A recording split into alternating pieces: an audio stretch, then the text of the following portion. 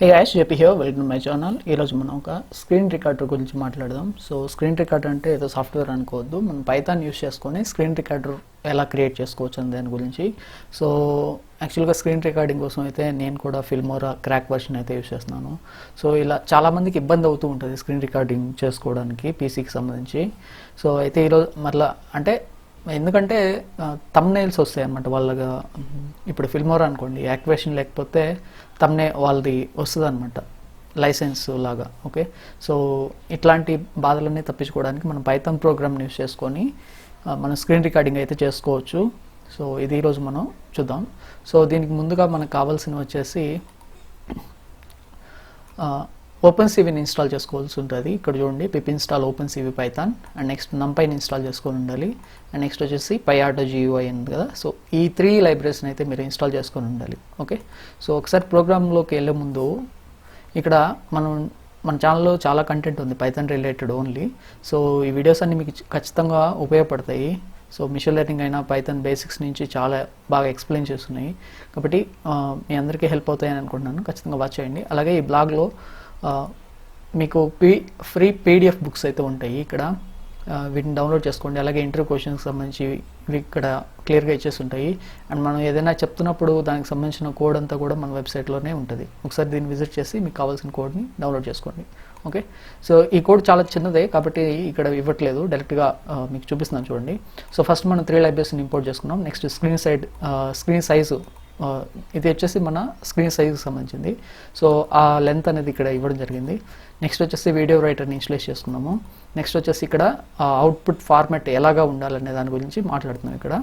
So MP4లో కూడా చేసుకోవచ్చు అండి, బట్ ఏంటంటే కమాండ్ ప్రాంప్ట్లో సమ్ ఎర్రర్స్ అయితే వస్తుంది, బట్ వీడియో అయితే రికార్డ్ అవుతుంది, మీరు ట్రై చేయండి కావాలంటే.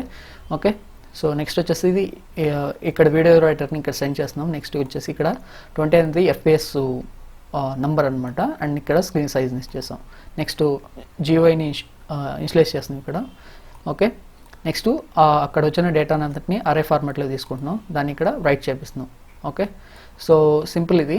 సో ఇప్పుడు ఒకసారి మనం ఈ ప్రోగ్రామ్ని ఎగ్జిక్యూట్ చేసి వీడియో రికార్డ్ అవుతుందో లేదని దాని గురించి ఒకసారి చూద్దాం.